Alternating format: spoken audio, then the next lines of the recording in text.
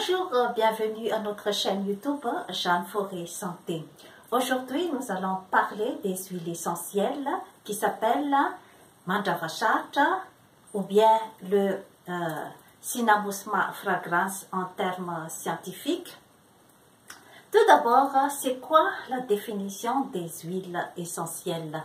C'est un extrait liquide, concentré et complexe obtenu par distillation, par entraînement à la vapeur d'eau des plantes aromatiques ou d'organes de cette plante comme les fleurs, les feuilles, les bois, racines, écorces et les fruits. Elle est composée d'une centaine de molécules de terpènes et aromatiques et c'est très favorable pour la santé. Quelles sont les huiles essentielles les plus utilisées? On va parler aujourd'hui du Mandavashata ou le Cinnamusma fragrans. Cette plante est originaire de Madagascar. Cet arbre vert et aromatique peut atteindre 5 mètres de hauteur. En malgache, Mandavashata veut dire qui combat les difficultés et le mal. Les propriétés des huiles essentielles de Mandavashata, on appelle aussi Saro, c'est un antibactérien, antifongique, antiparasitaire, antiviral. C'est une puissante expectorante également, stimulante immunitaire et neurotonique. Quelles sont les indications du Mandavashata ou le Saro? Elle agit sur les infections respiratoires comme le bronchite, les grippes, agit également à l'otite, le sinusite, l'asthénie et la dépression nerveuse, la fatigue et le stress. Elle agit également à l'infection dermatologique comme l'eczéma par exemple, la vergeture, l'infection bucco-dentaire et gynécologique ainsi que les infections urinaires. Quel est donc le mode d'emploi de l'huile essentielle de Mandavashata?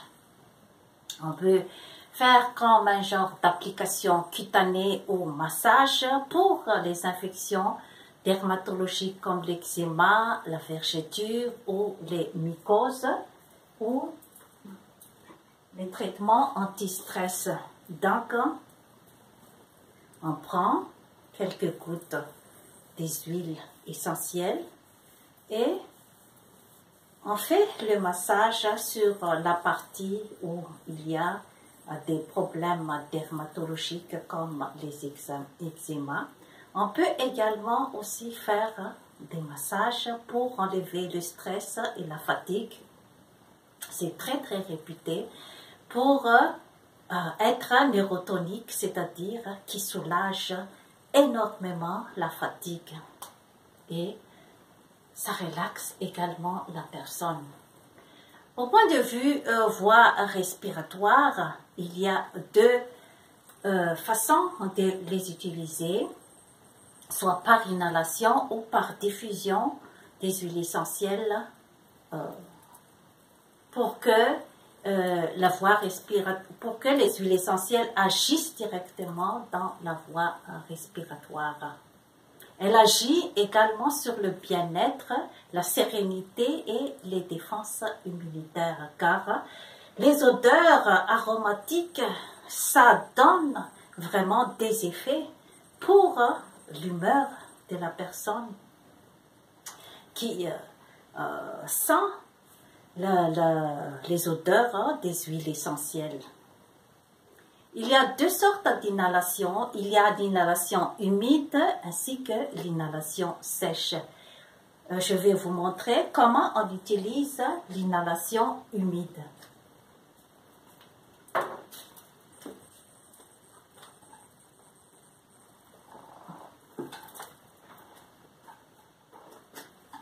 Donc, on prend un bol avec de l'eau bouillie et on va verser 5 gouttes d'huile essentielle de Charo ou des huiles essentielles de Madavachart.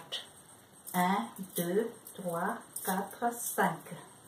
Ensuite, on prend une serviette et on se couvre pendant 5 à 10 minutes pour que la vapeur d'eau va entrer dans le système respiratoire et ça aide beaucoup à dégager, par exemple, des expectorations.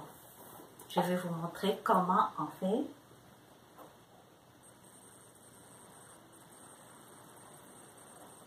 Et pendant les 5 à 10 minutes, on va sentir l'effet de purificateur des voies respiratoires que dégage l'utilisation des huiles essentielles de Madavachart. Et on applique 2 fois par jour cette méthode. On peut utiliser également l'inhalation sèche. On prend par exemple un mouchoir et on verse 3 gouttes des huiles essentielles de Madavachart ou de Charo et on inhale toute la journée. On fait une inhalation avec le mouchoir et ça dégage vraiment des odeurs aromatiques qui est très bien aussi pour la santé psychique et ça rend le bien-être pour la personne qui les utilise. Et il y a également les méthodes avec les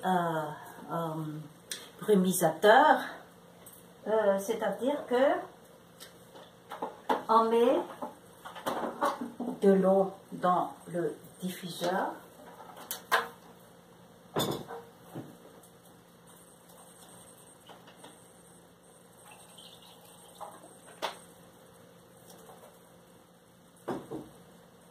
et puis on verse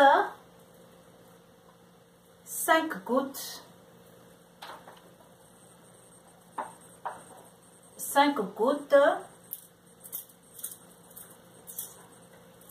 de huile essentielle de Madavachart dans le diffuseur. Et on va fermer.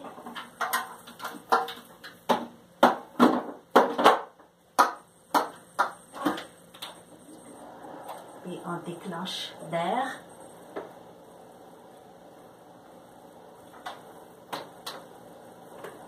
Et il y a le fil électrique.